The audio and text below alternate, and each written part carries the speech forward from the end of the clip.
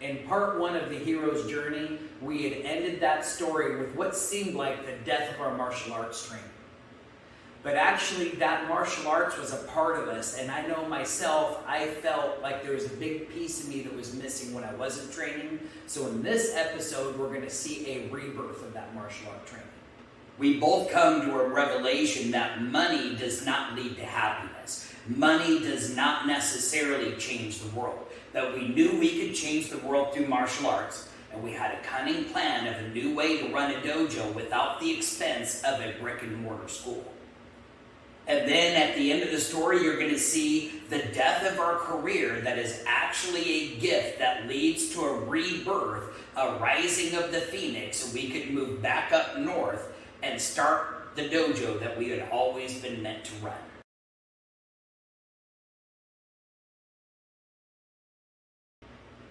The decision was made. We weren't going to end up buying the carpentry school, and we were going to end up going our separate ways. It'd be about 3 years we would be apart, and it's not like he was just down the road where I could go and visit him anytime I wanted. They were about 3 to 4 hours away. So there would be some times I'd be able to get away to go and visit them, but in the meantime, I was in Santa Barbara living in this really expensive apartment by myself, which really wasn't a big deal. I had just been moved into this executive position at Bargain Network, and I was making enough money to not only cover the rent by myself, but to also get myself a new truck and some really nice suits, because the company had just promoted me from being a manager of a team of customer service operators to being the director of new hire training, which was a whole new salary line for me. So I was keeping myself pretty busy. It wasn't that often that I would be thinking about, oh man, I miss Jeremy. But there were quite a few times that I'd be picking up the phone to call him, and he'd already been picking up the phone to call me. So there was obviously this longing that we wanted to be together. Well, I kept myself busy at the call center. I wasn't really training that often in the martial arts. I mean, there were times that me and a couple of my friends would go up hiking into the beautiful hills of Santa Barbara, and we'd do our own personal training, but it was every once in a while. It wasn't the daily training that we used to do. And I could definitely feel, even though I was throwing myself into this new job, there was definitely something missing in my life. During that time, I was working as a mason's tender. The work was really hard, very physical, but that was kind of welcome over the mental stress of working in call centers. The pay was really good and my expenses were really low. Sometimes I'd be working a prevailing wage job. We'd work at 10-hour days. I was getting paid $38 an hour as a laborer. So I would make my entire month's income in one day, which meant the whole rest of the month was just building up in my bank account. So definitely, financially, I was flourishing. The work, you always had something to show for it at the end. So it always felt good by the end. Compared to telemarketing, the only thing you had by the end of it was a paycheck. But then at that time, my girlfriend had decided she wanted to move to Arizona to continue her education. And Arizona was just too far away from me. I didn't have any family over there, and it was that time I started feeling that I had left something behind in Santa Barbara. I had been doing my own personal practice of martial arts, but I hadn't been into training. And so I had decided, well, this masonry's been good for me. I have a lot of money built up in my bank account, but I'm going to go back to Santa Barbara now and pick up where I left off at the Martial Art Academy, and then also be back with my brother. I knew I could immediately get hired at the call center that he had been working at. And at this point, our best friend Martin, who had been responsible for moving us to Santa Barbara, and then eventually abandoned us there, he had found himself sojourning all the way over to China. He had been there for a long time studying his doctorate, as well as teaching English as a second language. And he gets in contact with us and says, hey, I miss you guys. Why don't you come over here to China and visit me? And we were both making some pretty good money at Bargain Network, so we decided, yeah, obviously, let's do it. So we took 2 weeks off. We took one of our best friends, Eli, and one of our best friends, David. We went to China. And boy, what an experience that was. We started off in Hong Kong. That's where the plane initially landed. We spent a couple of days out there. I remember one point hiking up to King's Park, which is an awesome park that there's a lot of people that do Tai Chi up there. Walking up what seemed like 1,000 steps to get to the top of this thing. Old Chinese guy passing these young bucks from America going, ni hao, hello. and then getting all the way up to the top, walking back down. We're seeing him coming back and passing us. We're telling him hi again. We're not even up at the top, and he's already been to the bottom, and he's passing us again. This old guy was in really good shape. We get up to the top, and there's a couple old women that are playing badminton without a net, and they're playing badminton very violently. It's like they're winging that shuttle at each other. We're like, wow, these old people that are here in China, they're not like the old people that we see in America all the time. These people are spry, they got energy, they're running up and down stairs, they're flying around hitting badminton shuttles. And so we decided, hey, this is perfect timing. Let's go ahead and do our Tai Chi. We'll show all the Chinese people here what our Tai Chi is. I'm sure they were impressed by our Tai Chi, but they were probably even more impressed by our friend David Vogt, who was well over 6 foot tall, well over 300 pounds, moving gracefully doing Tai Chi with us. We all of a sudden had all these old people in the park gathering around us watching what we were doing. And I remember that just being an awesome experience after studying Tai Chi for decades, to go to the home of Tai Chi and actually have the Chinese people appreciate what we were doing. We eventually were able to take a train and then a bus out to the village where Martin lived. And that was another experience because I'd never really been to a third world country. And he took us on his bikes. He had a couple of students that donated bikes. And he took us on a ride outside of the college to the village.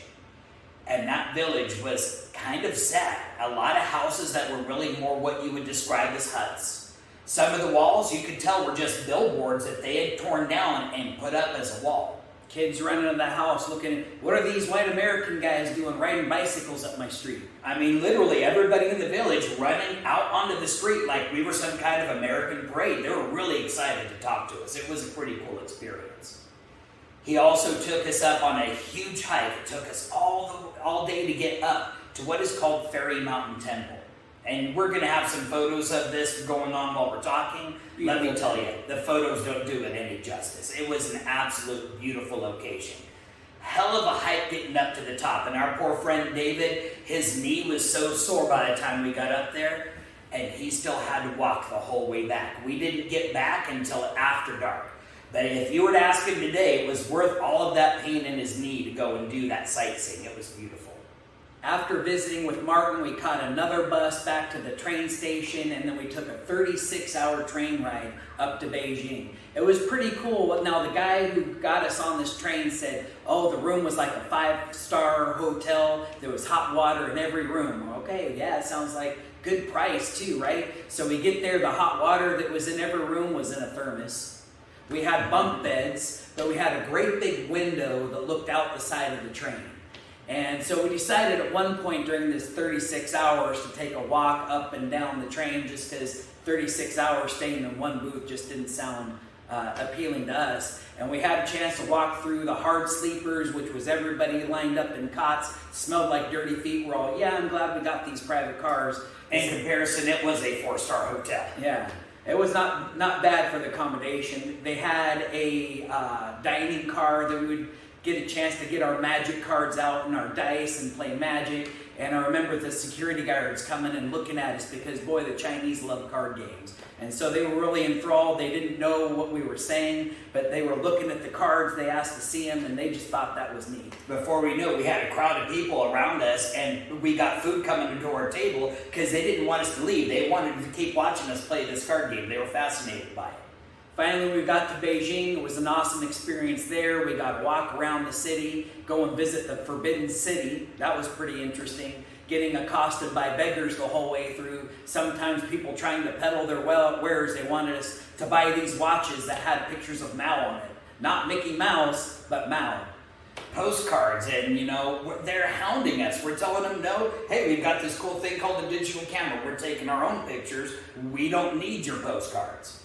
This poor guy that was hounding us about these postcards, I felt sorry for him by the end of it. But our friend Eli, he was an amazing guy to go on this vacation with because he was funny. And he asked the guy, hey, can I see what else you have in your bag? And stupidly, the guy takes the bag off his shoulders, hands it over to Eli. Eli opens it up like he's looking at inside.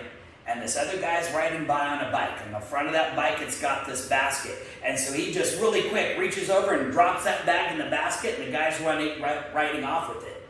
The guy trying to sell us the postcards, he looks at Eli and just starts charging after the bike. He left us alone though. We never had to worry about that guy trying to peddle us stuff anymore.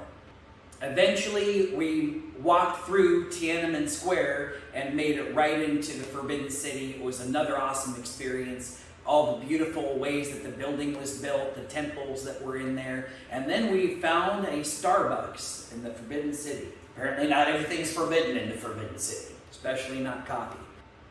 Besides the Forbidden City, we also took a journey to the Great Wall. Another big hike. We could have taken a tram, but we decided to hike all the way up to the top of the wall. Again, David's knees were aching, but he was a trooper. He wanted to get up there. He wanted this experience. The pain was not as important as that journey, and so I really appreciated the fact that he was there with us. The hotel we were staying in Beijing was great. It was the ladies there that helped us book this trip to the Great Wall of China. Also, they had mentioned, hey, have you ever seen the Chinese acrobats or a live kung fu show? And we were all about that. David, Eli, Josh, myself, we're all, yeah, let's book this. They're all, yeah, we'll have somebody show up and give you a ride out there. And we met this taxi driver. It wasn't really a taxi, it was like a private car.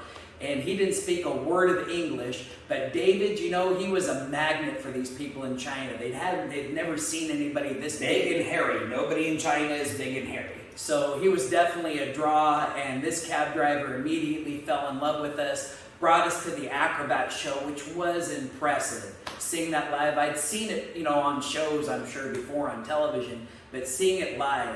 And actually this taxi driver told us at the end of the show, hey, wait here. He went backstage and he brought one of the smallest acrobats, and he said, shh, without speaking English, but we were somehow able to communicate. Strongly suggested that David have his picture taken with her, because so contrasting their sizes.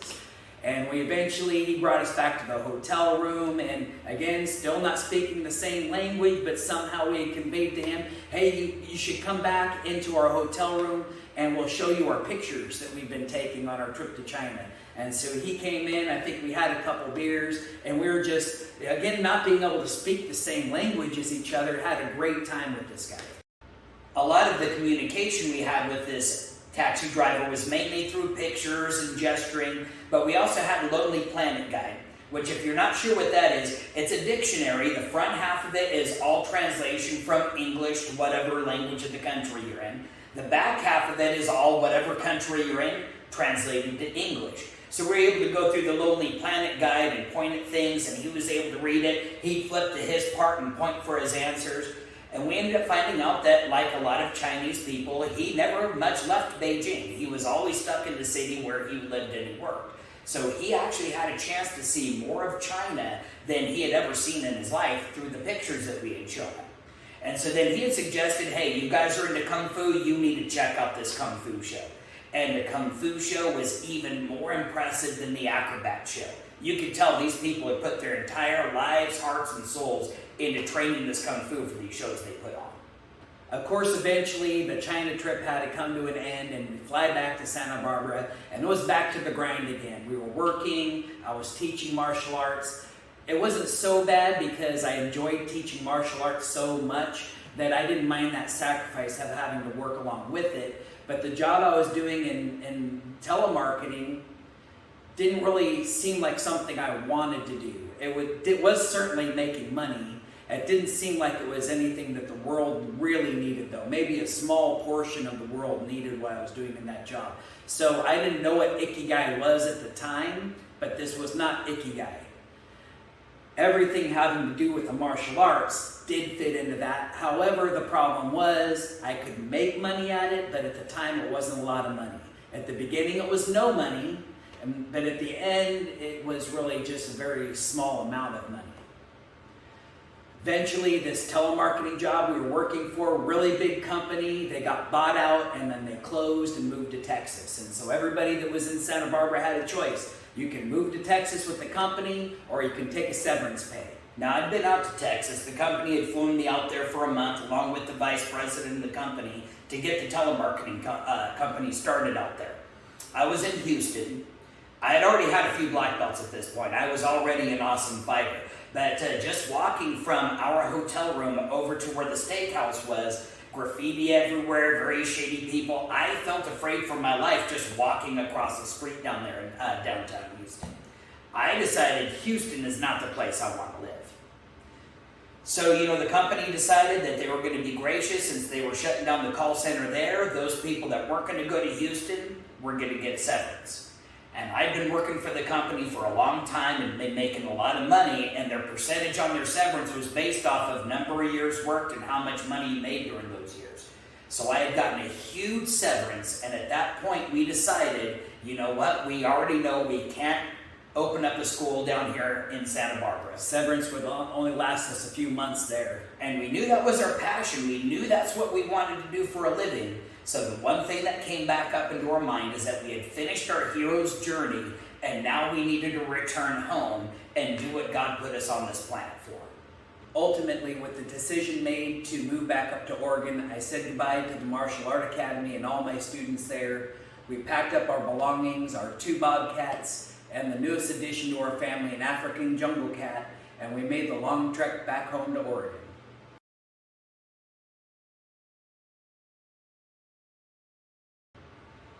Couple really funny twin stories originate around our telemarketing experience. And it was during the time that I was off working with my dad in masonry, and Josh was really immersing himself in the telemarketing, and he was actually doing new hire training at this company. And so when I came back, I knew I had a job there because he was a new hire trainer. And so as a new hire, I got a special name tag that said Jeremy on it. And I'd be walking around the call center and in the break room, and people kept calling me Josh. And I'd just look at my name tag and go, but it says Jeremy right there. Then at one point, he got sent off to Houston to go do new hire training there, and they decided, hey, well, Josh is leaving, he's got a clone, let's have Jeremy take over. So I got to take over his new hire training. While he flew over to Houston, I had the use of his truck, I had the use of his suits, and so I would be showing up in his truck, in his suit, and then people would be calling me, hey Josh, I tell them, no, I'm Jeremy, and they're all, oh Josh, stop messing with us. And some of these people were admin who should have known Josh was in Houston, but for some reason, they wouldn't believe that I was Jeremy. Here's another creepy story of psychic twin connection. There was that period of time that we had lived apart, and we had this longing, so we'd end up calling each other all the time. There were some really strange coincidences that would happen. Now, kids, for those of you that are too young to remember, back when dinosaurs first left the earth, telephones actually plugged into a wall. And so I picked up my phone and I dialed his number, and there was dead air at the end. I'm sitting here waiting. When is it going to start ringing? Now, I had also picked up the phone on my end to dial Josh, and I dialed his number. I didn't hear it ring, but on the other side, I was just hearing this breathing. And then I hear him go, hello?